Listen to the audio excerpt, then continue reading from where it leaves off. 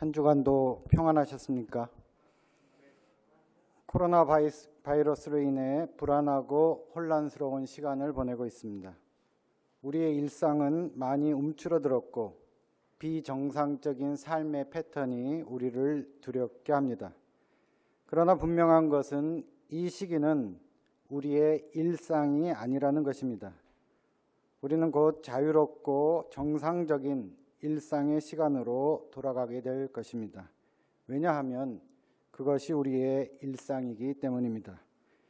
이 혼란스러운 시기에 모든 불안과 두려움, 질병의 치료자가 되시는 예수 그리스도의 평강이 우리 가운데 함께 하시기를 간절히 기도드립니다. 오늘은 예수님의 산상 변모주일입니다. 예수님께서 베드로, 야고보, 요한 이렇게 세 제자들을 데리고 높은 산에 올랐을 때 그 모습이 변하고 얼굴이 해와 같이 빛나고 옷은 빛과 같이 희게 되었다는 예수님의 변모 사건을 기념하는 주일입니다. 오늘 성서정과인 출애굽기와 베드로후서는 모두 이 예수님의 변모 사건과 관련이 있다고 볼 수 있습니다. 출애굽기에서 모세가 시내산에 오르는 장면은 예수님의 변모 사건의 예고편이라고 할 수 있다면, 죽음을 눈앞에 둔 베드로의 회고는 예수님의 변모 사건에 대한 후기라고 할 수도 있습니다.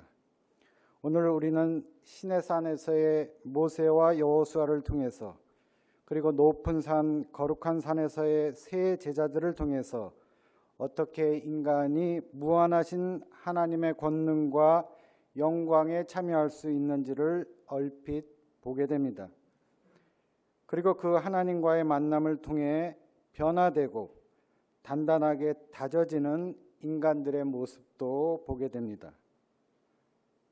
하나님을 만났다고 해서 인간은 한순간에 새로운 모습으로 거듭나지는 않습니다. 하나님의 영광이, 하나님의 말씀이 우리 마음속에서 샛별처럼 떠오를 때까지는 많은 인내와 연단의 시간이 필요합니다. 우리는 많은 시간이 흐른 뒤 그때 비로소 하나님의 섭리하심과 인도하심을 깨닫는 경우가 종종 있습니다. 오늘 예수님의 변모 사건에 참여했던 제자들도 예외는 아니었습니다. 베드로는 자신의 죽음을 얼마 남겨두지 않은 시점에서 비로소 이 변모 사건의 의미를 깨달았다고 볼 수 있습니다. 먼저 예수님의 변모 사건의 예고편이라고 할 수 있는 모세의 이야기를 잠깐 살펴보겠습니다. 오늘 출애굽기 말씀은 모세가 하나님의 명령을 쫓아 시내산에 오르는 장면입니다. 2000m가 넘는 이 산을 오르기가 그렇게 쉬운 일은 아니었을 것입니다. 그리고 모세는 이 산을 한 번만 오른 것은 아니었습니다.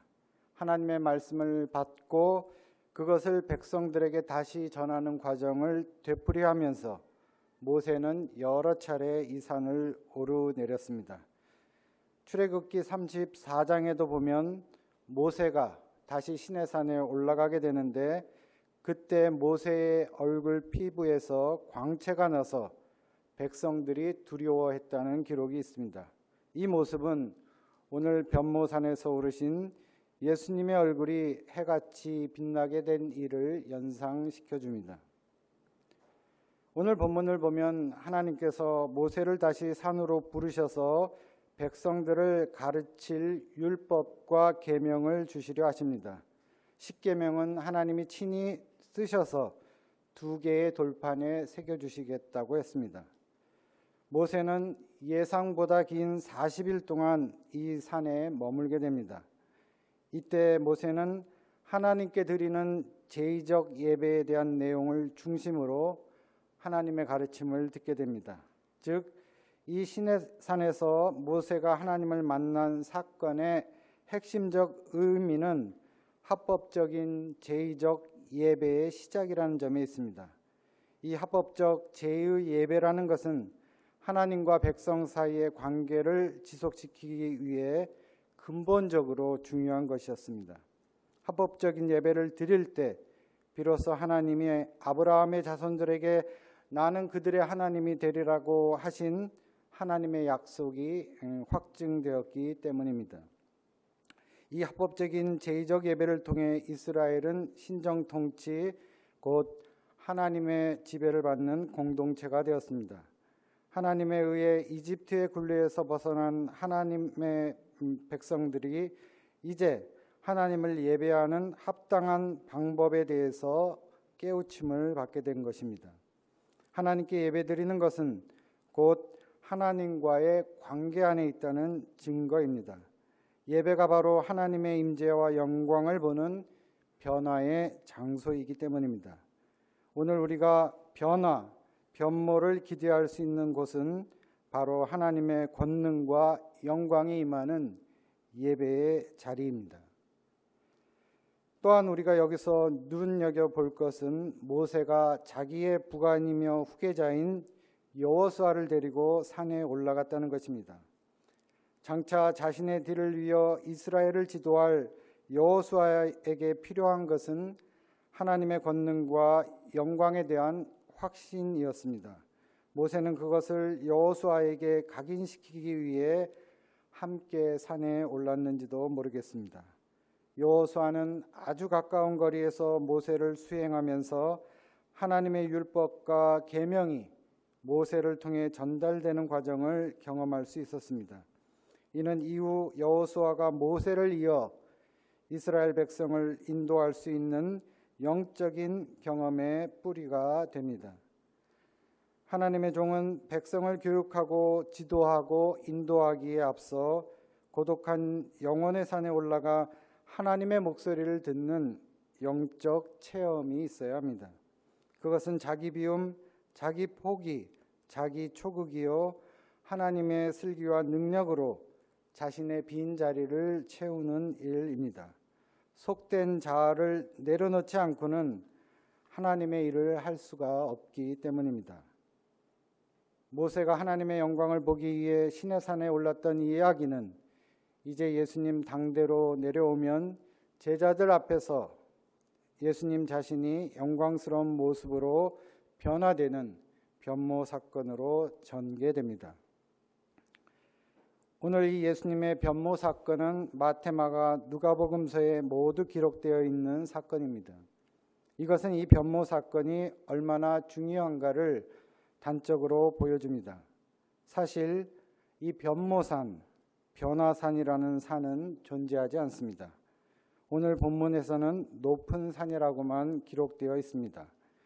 예수님이 이 산에서 제자들에게 변모하신 모습을 보여주셨기 때문에 이 산을 변모산, 변화산이라고 부를 뿐입니다. 그런 의미에서는 산 자체가 중요하기보다는 그 산에서 어떠한 일이 벌어졌는가가 이 변모 사건의 핵심이라고 할 수 있습니다. 그렇다면 이 변모산에서 과연 어떤 일이 벌어졌으며 어째서 이 변모산의 사건은 예수 그리스도와 제자들에게 큰 의미를 주는 중요한 사건이 되었을까요? 또 오늘 현대를 살아가는 우리들은 이 변모산 사건의 의미를 어디서 발견할 수가 있을까요? 예수님의 변모에 관한 말씀은 서구 군대주의적 사고에 막강한 영향을 받은 현대인들에게는 이상하게 들릴 수 있습니다. 근대주의는 사실이라는 독단적인 신을 전적으로 신뢰하고 하늘나라나 초월적인 것에 대해서는 의심의 눈초리를 돌리기 때문입니다.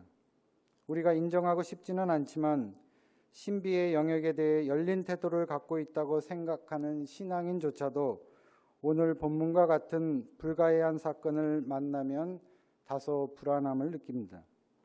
사실이라는 장벽이 우리의 신앙의 도약을 가로막기 때문입니다.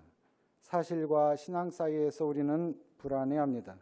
그러나 사실을 뛰어넘지 못하면 신앙의 도약도 없게 됩니다. 오늘 본문은 신약성서가 던지는 아주 중요한 질문, 예수님은 누구인가라는 질문에 직면하게 합니다. 이 질문은 바로 앞장 마태복음서 16 10장 15절에서 예수님이 제자들에게 던진 질문, 그러면 너희는 나를 누구라고 하느냐라는 질문이기도 합니다. 더 나아가서는 오늘날 이 사실이라는 근대주의적 사고에 사로잡혀 있는 우리들에게 던지는 예수님은 누구인가라는 질문이기도 합니다. 이 변모 사건은 초대교회가 예수님에 대해 믿고 있었던 신앙의 토대에 대한 확인이라는 점에서 그 의미를 찾을 수가 있습니다. 즉 예수님은 위대한 지도자나 예언자와 같은 또 한 명의 걸출한 위인이 아니라 생명의 근원이며 심판자이신 하나님의 완전한 표상이라는 것입니다. 베드로가 고백한 대로 주는 그리스도시요 하나님의 아들이시다라는 바로 그 신앙의 확증인 것입니다. 산 위에서 제자들이 본 영광스러운 광경은 예수님의 정체성의 확인이자 하늘나라에서의 삶을 특징짓는 영광스러운 삶의 시사입니다. 이 예수님의 변모는 예수님이 하나님의 아들이심을 확증시켜 주었고 예수님과 함께 두려움 없이 영광스러운 부활의 삶을 사는 제자들로 살아가도록 제자들에게 희망의 신호를 주는 것이었습니다. 이때 제자들은 환희에 넘쳤고 그 환희를 계속 누리려 했습니다. 그들은 천상의 행복을 미리 앞당겨서 경험했던 것입니다.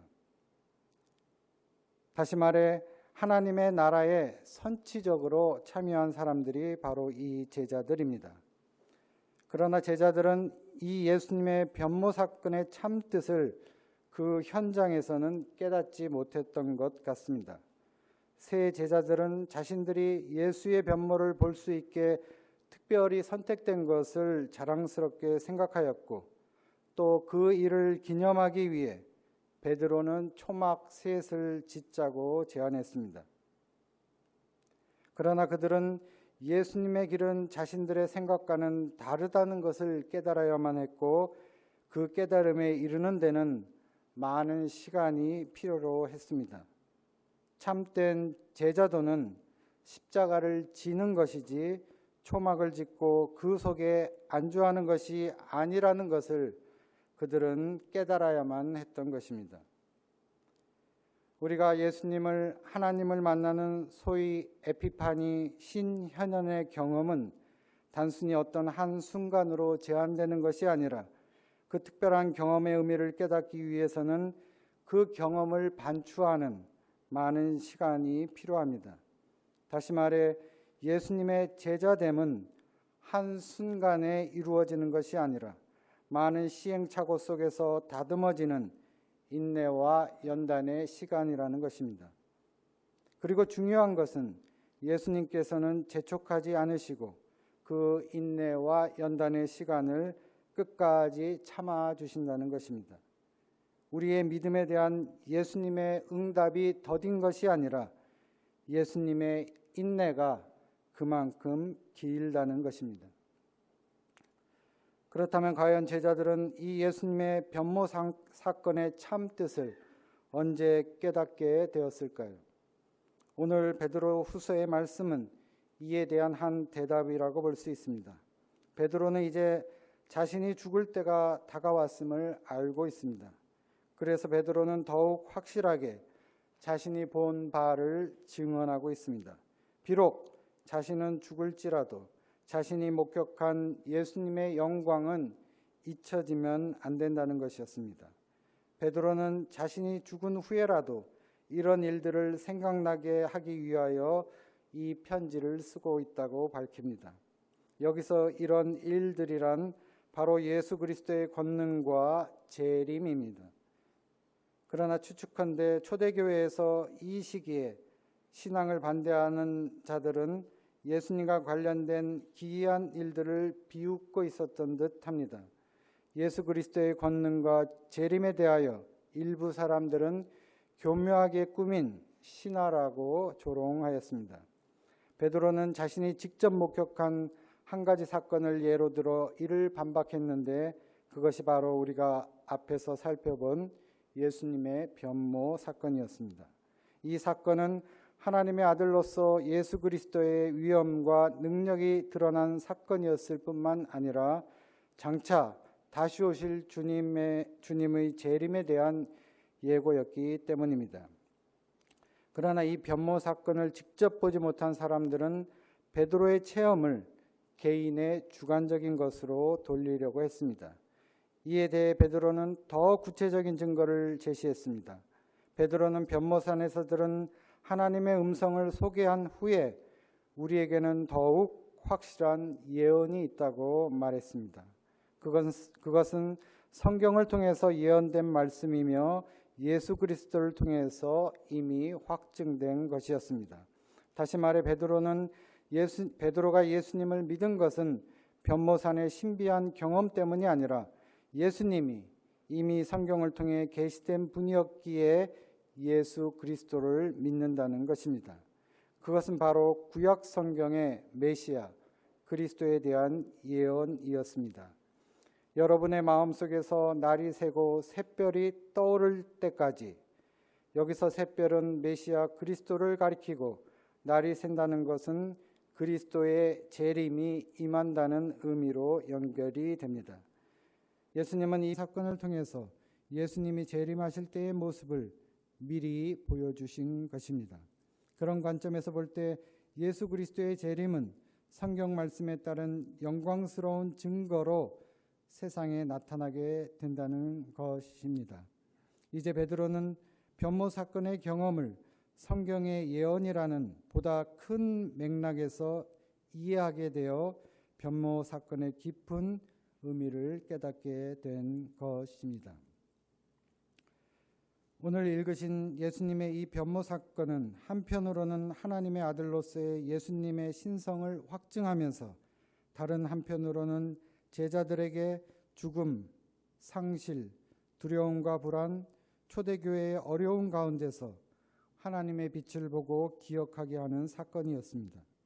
이 변모 사건이 주는 제자들에 대한 도전은 예수님의 육체적인 임재 없이 장차 제자들이 홀로 세상에서 살도록 하는 것이었습니다. 오늘 베드로를 통해 알게 된 것은 이제 제자들은 예수님 없이 성령의 감동을 따라 말씀에 순종하는 삶을 선택할 수 있게 되었다는 것입니다. 이 예수님의 변모 사건이 고린도후서 4장 6절의 말씀처럼 예수 그리스도의 얼굴에 나타난 하나님의 영광을 아는 지식의 빛에 살도록 제자들을 초대하면서 제자들에게 주어진 어두움을 극복하게 해 주었습니다. 제자들은 예수님 없이 그러나 예수님과 함께하는 삶을 살게 된 것입니다. 예수님의 변모의 영광은 이제 제자들의 마음속에서 샛별처럼 빛나게 된 것입니다. 이번 주 수요일은 사순절이 시작되는 제 수요일입니다. 예수 그리스도의 고난을 묵상하면서 우리도 예수 그리스도의 길을 따르겠다고 결단하는 시간입니다. 우리의 세속적인 자아가 거룩한 자아로 변모하는 기간이기도 합니다. 변모사는 어디 멀리 있는 것만은 아닙니다. 내가 변화되고 새로워지는 장소가 바로 변모산입니다. 또 그렇게 변화되어야 하는 것이 바로 그리스도의 제자인 우리들의 일입니다. 하나님의 임재를 경험하는 참된 예배를 통해 또한 어둠 속에서 비치는 등불 같은 하나님의 말씀을 통해 우리 자신도 예수 그리스도의 영광의 빛 속으로 들어갈 수가 있습니다. 그 길은 십자가의 고난의 길이지만 참된 생명에 이르는 구원의 길이기도 합니다. 고난과 구원이 한데 어우러져 있는 것, 그것이 바로 십자가의 역설입니다. 우리는 고난을 두려워만 해서도 안 되고 구원을 맹목적으로 기다려서만도 안 됩니다. 역설은 고난 속으로 들어가서 그 고난을 구원으로 변화시키는 것입니다. 역설은 사변이 아니라 구체적인 행위입니다. 우리는 우리를 불안하게 하고 두렵게 하는 이 땅의 사실들 때문에 위축되는 것이 아니라 우리를 자유롭게 하고 평안하게 하는 예수 그리스도의 진실 때문에 가슴을 펴고 하나님 앞으로 나아갈 수가 있습니다. 그것이 바로 하나님의 은혜입니다.